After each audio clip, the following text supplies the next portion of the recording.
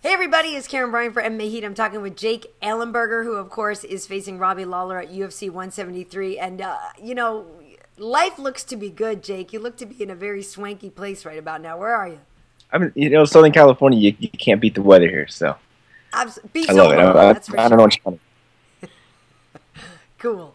So this is a very important fight for you. I'm just curious what your mindset is going into this. I read in one interview that you did where you're kind of seeing this as your title fight. Is it that important? Does it have that much weight on it?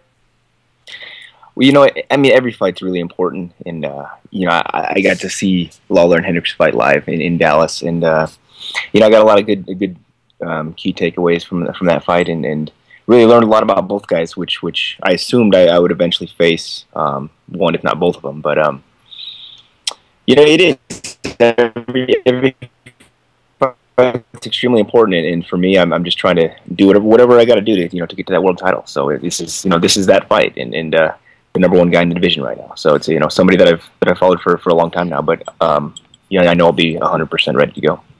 What do you feel that you learned about Robbie watching that? Because he's somebody that's a long-time competitor. What do you feel you learned from him in that fight?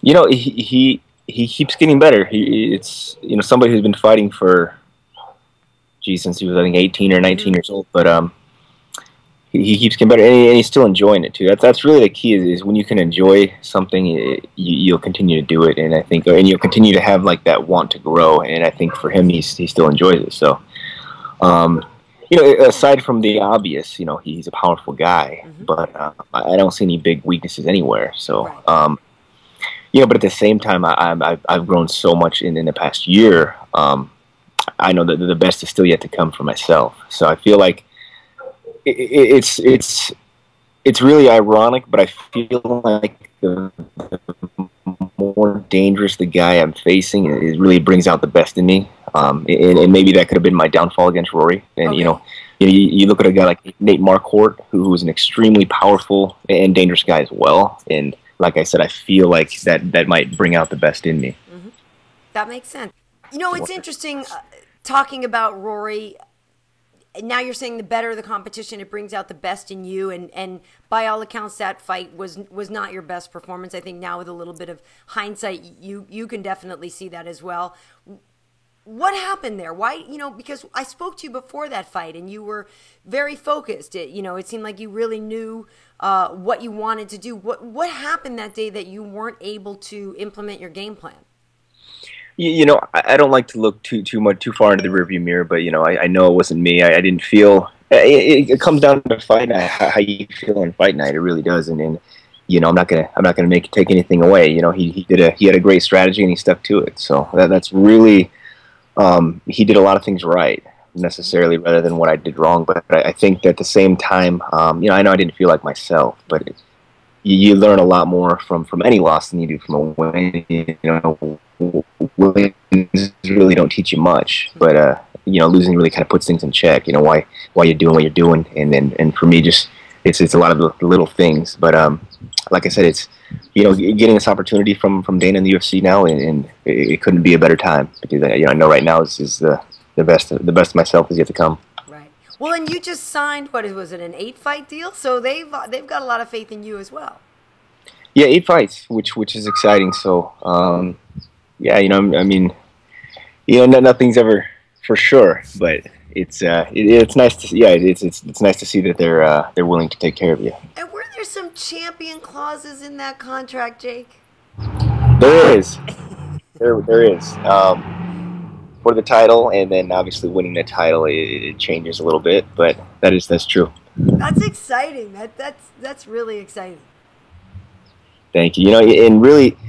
It's exciting just getting this opportunity. I mean, I was sitting next to Dana at the title fight with Robbie and Johnny, and here we are a few months down the road, and now it's me and Lawler. So I still imagine myself being that guy, being in the fight for the title, and getting my hand raised. It's something I've really.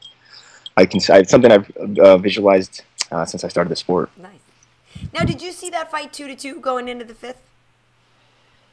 I did. Yeah. I did. I had a 2-2 going into the 5th, and then it was a close fight. I think, honestly, I don't think it was the best of either guy. They both didn't have a good night, but they're both super experienced, and they're both very mentally strong, which kind of carried him through a 5-round fight. But they didn't, I mean, maybe they're both dangerous guys. They're a little bit more, they were a little bit more maybe timid or apprehensive, I guess, willing to engage, but it didn't look like either of them were on their best.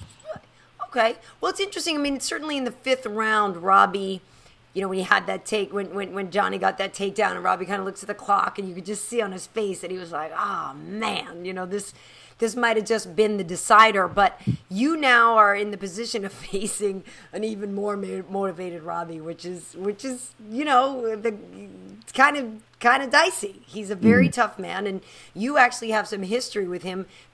Can you talk about how well you know him? Because at one point you guys actually trained together, right? Yeah, I've known Robbie for a long time. Actually, the first time I met Robbie was before I ever even started training, and when I was just a fan of the sport. And I grew up in Omaha. He was in Iowa, and then we did train together at Pat Milit's gym in Bettendorf years ago, maybe back in 2005, 2006. But yeah, I've known we had the same manager for some time too, so it's both we're both very familiar with each other. But and it was funny because Monty Cox, who was the guy who managed us both for a period of time, was always like, "You guys will never fight." He came back to the UFC, he had fought a few guys. And it was like, you guys are never going to fight unless it's for the title. Right. And I'm like, okay, whatever, it is what it is. He's one of the best guys. You got to do what you got to do. But right.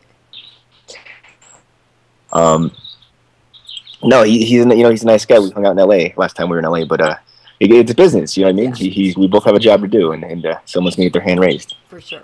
So let's talk about this. So you've had a bit of a layoff. You've had some injuries. I just was watching the UFC Countdown show before I spoke to you, and it seemed like you've added, or maybe you've had these guys all along, some new wrinkles. So does it seem like you have a performance coach now, as well as some more intense physical therapy? Is that something new?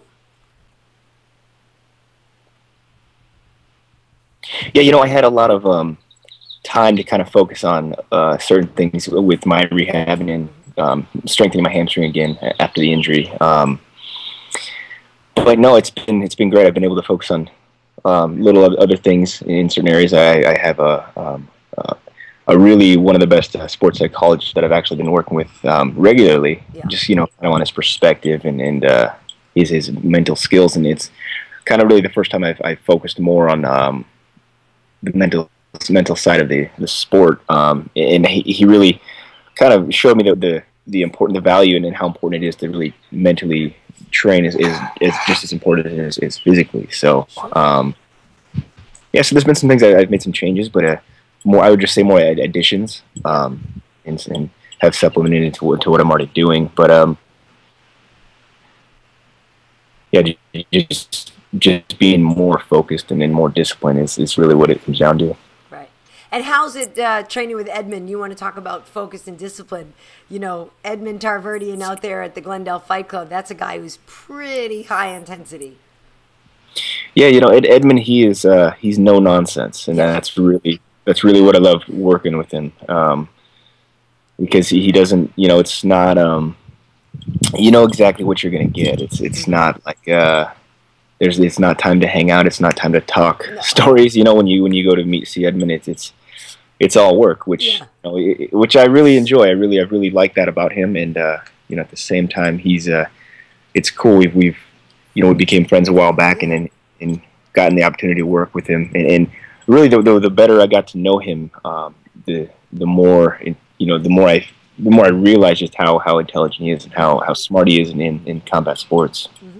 Well, and certainly, obviously, the work that he's done with Ronda, she has, you could see the improvement that she has had over, really a relatively short amount of time. So obviously, I feel like with Edmond, if you're a willing student, you can really go far with him. Mm-hmm. That's really it. I mean, in my mind too, the key is really just to really separate yourself, which is that individual attention. And I feel like you know, somebody who you have to be willing to give, you know, to give your time and be willing to invest a lot into him. If you expect the same thing in return. Right. But you know, he's been fantastic though. He's brilliant to work with, and I really look forward to continue to work with him. Nice. And you still have the regular crew of the guys at Reign and Rafael Cordero, right? I do. I still, you know, still train at Reign and work with those guys. They still got a great team and just some great training partners for sure. Listen, Jake, our friend Mark Munoz has a bit of a tough fight ahead of him. He does. You know, I've known Gegard for years. Been a fan of Gegard's. I've followed him, you know, before, and I've Strikeforce, and have known the guy for a long time. And when they made that matchup, I went, oh, that's hard. That's hard for both guys. That's a great matchup. Do you have any sort of insight on Mark's prep? And I'm going to be talking to Mark in a couple days, but any insight on his prep and his setup for this fight? Because it's a big deal fight for him. Sure. No, it really is. It really is. And Mark's been looking great. He made some changes, you know, which I think, you know, were needed, and he's made some very good adjustments. Coaching changes, you mean, or yeah? Yeah, just overall training, I would say. Sure. Training adjustments, but no, he's, you know, it's a tough fight for both guys. I agree, but when you're at the top, there's just nowhere to sit down. There's no easy fights left, Jake. No, there's none. I know, it seems like, you know, if you make it in the top 10, and it's like, okay, you beat a couple of the top 10 guys, and you're never, you know, there's always going to be a tough fight. So you expect it, you know. It's kind of great. It's kind of great. Hey, I want to ask you though, how's your brother? You know, you guys were supposed to initially be on the same card, then that got shifted a little bit. Then his opponent fell out. Then he got a new opponent. Then that didn't work. How's Joe doing? How's his morale right now? Because I'm sure he's just itching to go. Yeah, no, he's doing well. He's gonna meet me tomorrow actually in Vegas. But he's very focused. He's training. He's always busy at home with the two little girls now. But he's motivated. I mean, it was cool. We spent some time in Baltimore. Unfortunately, he didn't get to fight. But you know, Dana and the UFC took care of him, and they still paid him. So right. Really, just we had to kind of pull. You know, and unfortunately, it's happened to me a couple times. This isn't the first time this has happened, but you know, he kind of had to pull back a little bit on training, and then I think he took a week off, and now he's back on for June 28th in San Antonio. San Antonio, okay. Oh, that's got Cub Swanson. That's going to be fun. Yeah, that's going to be a good show. And who's he fighting? I don't even remember. I couldn't even tell you his name. All right, so I'm not the only one. I get a little, you know, there's so many. Sometimes I went, wait a minute, I know it, and then it goes out. I know. All right. Couldn't even tell you his name, but that's all right. So Jake, what are you doing then to you know, I know you're an intense guy and you're very focused, but what have you been doing, you know, in the downtime? Have you been reading books? Have you been going to the movies? What have you been doing to just kind of take your mind away from the fight game these days? You know, I don't know. I go to the beach quite a bit. I just being outside. I mean, we're doing this interview outside, but I like being outside. I've been hike, mountain bike, whatever it is, but just being outside has been great. So that's really kind of. I've been jumping in the ocean a lot, and it's really cold, but it helps. It's kind of like the ice bath in the ocean, but you know, when you're in there for 20 minutes and then you get out, and it's good though. You feel better. So I've actually been doing that like almost every day the last couple of weeks. So nice. But are you learning to surf or anything like that? Not really. No. I really haven't had time. Yeah. Not really. The places I've been going, there's not really a good spot to surf now. I suppose not. You know, it's funny that I think I met you. I want to look back at the first time we spoke. It was either late 2010 or 2011 or something, but it really has been really enjoyable watching you progress along. And like you said, now there's no easy fights. I mean, you look around. I wonder, are you able to have any friends in the welterweight division? Is there anybody that you can be close to? Because now it's like, well, we're gonna fight at some point. Sure. No, Not really. I don't. No? I don't have a lot of friends in my division. Probably not. I mean, there's a few guys that I've actually fought in the past and became friends with, but not so much. Not so much. Not so much. What do you make of Nick Diaz? You know, he's become this enigmatic figure, and he's spoken about so much. And even though he's not currently in the mix with you guys, he's somebody that, you know, fans talk about and want to bring back. Is that somebody that you're interested in having back in the mix there, or do you think that you know, you guys have passed him by?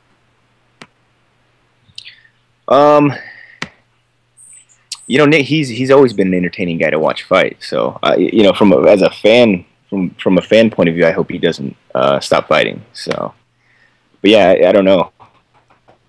I kind of hear stuff here and there, but I would hopefully we see him continue to fight, though. We'll see. I agree with you. I think he's a lot of fun to watch, and again, he's somebody that I've seen for a long time, and you know, Nick, he just gets the fans fired up, so it's always fun to see him. But you have knockout power. You got a lot going on. You and Robbie both have knockout power. Is this a fight where you think you need to? Is this kind of a me first fight?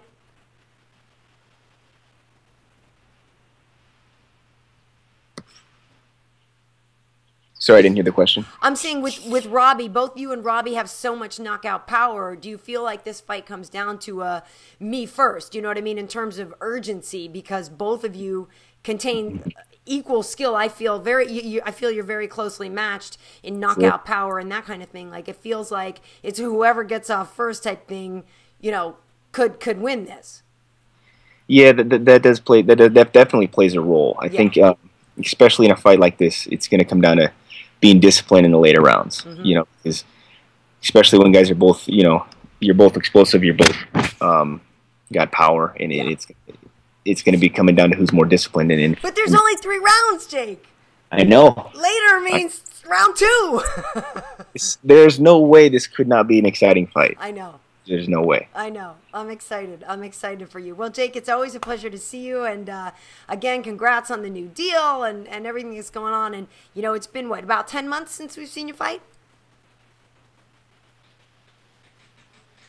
Yeah, I think so. I think so. But we're happy to have you back. Yeah.